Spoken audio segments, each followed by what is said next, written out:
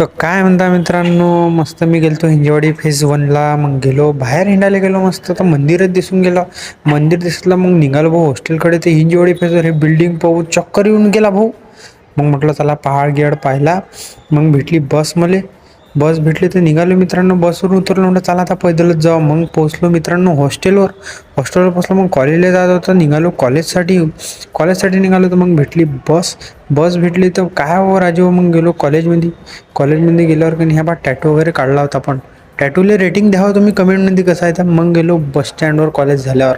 मग घेतली पास. म्हटलं आता काही होऊन जा कुठेही जाते ते पासनं.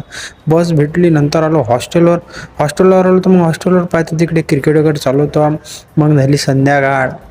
मग म्हटलं जिममध्येच जाऊन पाहा. म्हटलं जिममध्ये गेलो भाऊ. मग आता पोजिंगच करून पाहिली जमते काय तर पोजिंग केली. मग जेवण करायला गेलो मित्रांनो. वापिस आलो हॉस्टेलवर आलो. आजचा ब्लॉग खतम.